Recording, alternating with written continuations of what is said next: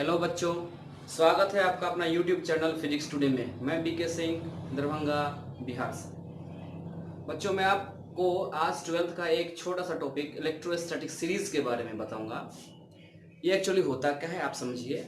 आपने देखा होगा कि जो हाथ में एक अंगूठी होता है पत्थर पीले कलर का, उसको उस स्टोन को हम लोग अंबर कहते हैं। उस अंबर को जब कैट फर FUR फर फर का मतलब होता है रोआ, कैट के फर पे अगर आप रगड़ते हो तो इसमें किस पे पॉजिटिव चार्ज होगा और किस पे नेगेटिव चार्ज होगा, इसके बारे में आज हम डिस्कस करेंगे। दूसरी बात, वही चीज अगर रैबिट के फर पे रगड़ेंगे तब किस पे पॉजिटिव किस पे नेगेटिव। तुम कहोगे सर दोनों तो फर ही है, सेम चार्ज होगा। मैं उसके बारे में भी डिस्कस करूंगा। उसके बाद मैं कह रहा हूं कि जब आप एक कंघी से जब आपकी कंघी से अपने हेयर पे चलाते हो लगाते हो तो हेयर पे कौन सा चार्ज होएगा और कॉम्ब पे कैसा चार्ज होगा, कंघी पे कैसा चार्ज होगा। इन सब चीजों के बारे में अगर आप पढ़ते हैं तो आप देखते हैं कि एक सीरीज बनाया हुआ है या फिर एक टेबल बनाया हुआ है एनसीईआरटी में या फिर और कोई बुक में। तो आप टेबल में देखते हो पॉजिटिव इस पे है, पॉजिटिव नेगेटिव इस पे है, उसी चीज को नेगेटिव इस पे है, पॉजिटिव। वो थोड़ा सा कंफ्यूजन होता है यार, कब पॉजिटिव होगा और कब नेगेटिव होगा। ऐसा है अपने वीडियो में, आप कहीं यूट्यूब पर देखें या कहीं भी देखें तो ऐसा बताया जाता है, दिखाया जाता है। मैं आपको एक ऐसा सीरीज के बारे में बताऊंगा कि जो आपको इस डाउट से क्लियर करेगा। ओके बच्चों, तो आते हैं अपने टॉपिक पे। देखिए होता क्या है, मैंने अभी डिस्कस किया, मैंने आपको बताया कि इलेक्ट्रोस्टैटिक सीरीज पढ़ना है भाई। क्या पढ़ना है? इलेक्ट्रोस्टैटिक सीरीज पढ़ना है। तो ध्यान से देखिए क्या है ये।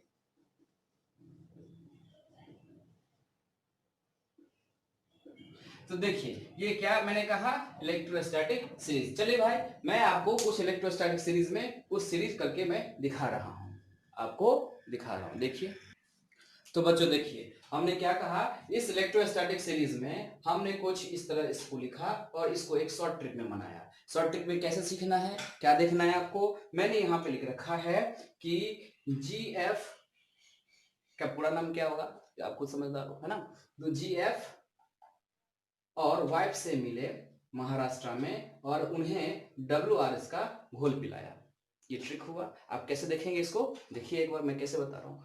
ये जो है लिखा हुआ GF, ये समझदार बच्चे हो, देख लो GF है ये, और यहां पे लिखा है वाइफ से सोचो थोड़ा सा, मिले और उसके बाद महाराष्ट्र में बोले तो MH, महाराष्ट्र में क्या किया भाई, WRS का घोल पिलाया, WRS का घोल पिलाया। अब ये क्या है इसको समझिए। इसमें कहा जाता है कि whenever we rubbed one substance to another substance then former in series will be positive। इसका मतलब ये हुआ, जब कोई दो सब्सटेंस को आपस में रगड़ते हो, जब दो सब्सटेंस को आपस में रगड़ते हो तो जो सीरीज में पहले नंबर पे आ रहा है दैट विल बी पॉजिटिव, और जो लास्ट में आ रहा है उसके बाद आ रहा है दैट विल बी नेगेटिव। फिर से समझिए इसको। इसके कहने का मतलब है कि मैं अगर ग्लास रॉड को ऊन पे रगड़ू, ऊल का मतलब समझदार हो, ऊन पे रगड़ू तो इसमें सीरीज में देखिए ग्लास जो है वो पहले नंबर पे आ रहा है तो वो हो जाएगा पॉजिटिव।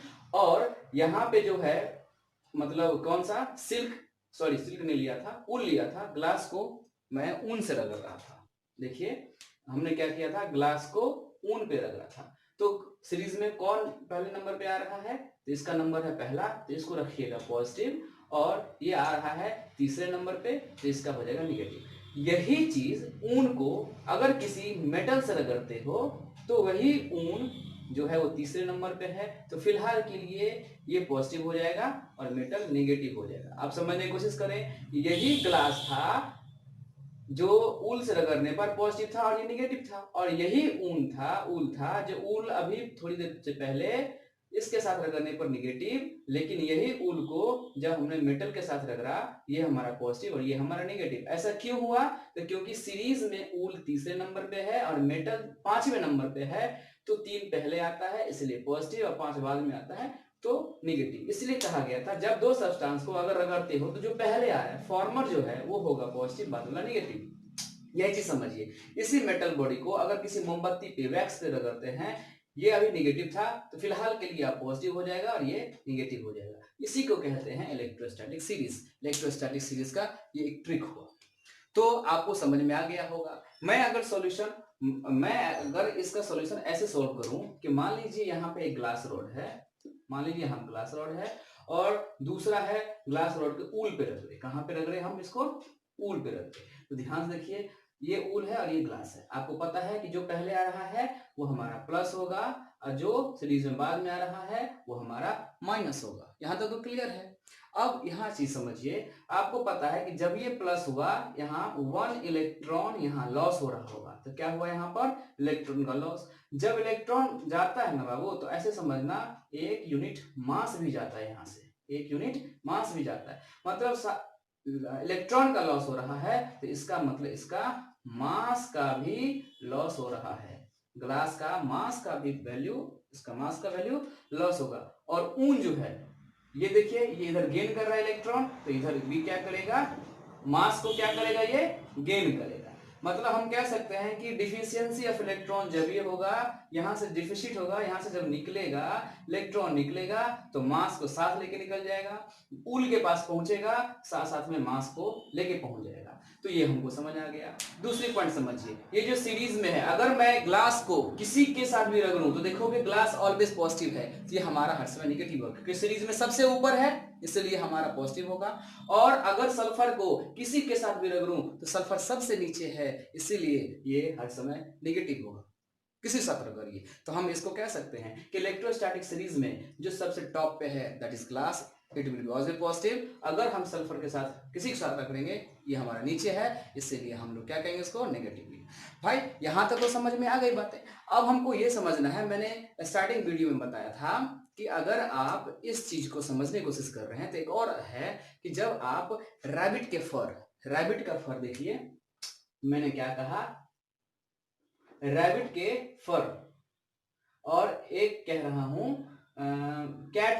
कैट का फर को अगर हम देख लें तो रैबिट का फर और कैट का फर है। इसी सीरीज में मैंने उस चीज को नहीं बताया है, इसके सीरीज में ऊपर होता है, रैबिट होता है ऊपर में, ये होता है कहाँ, ऊपर में, और ये कैट कहाँ होता है, नीचे में। तो अगर मैं कहूं कि इबो, मतलब मैंने कहा एक अंबर जो कहा था अंगूठे में पीला कलर का होता है, उसको अगर मैं इसको रगड़ूंगा तो वो जो अंबर होता है पीला कलर का, स्टोन होता है वो अंबर, इस अंबर को अगर हम रगड़ते हैं रैबिट पे तो ऊपर है तो क्या हो जाएगा, पॉजिटिव, और अंबर पे होगा नेगेटिव। यही अंबर को जब हम कैट वाले पे रगड़ते हैं तो ध्यान रहे रैबिट ऊपर है और कैट नीचे है, और इस दोनों के बीच में होता है, सीरीज की बात करें तो एक नंबर पर ये, दूसरा नंबर पे हो जाएगा आपका अंबर,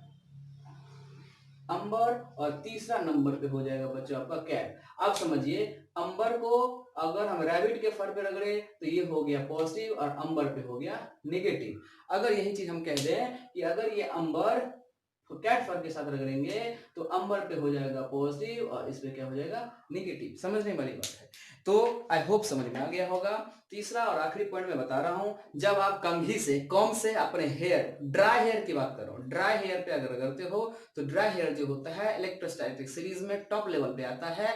इसका मतलब वो ड्राई हेयर पॉजिटिव होगा, और कॉम्ब जो है इलेक्ट्रोस्टैटिक सीरीज में नीचे होता है, इसका मतलब वो हमारा नेगेटिव होगा। ठीक है बच्चों, तो इस वीडियो लेक्चर में इलेक्ट्रोस्टैटिक सीरीज में इतना ही। नेक्स्ट वीडियो के लिए आप वेट करिए, मैं जल्द ही अपलोड करूंगा।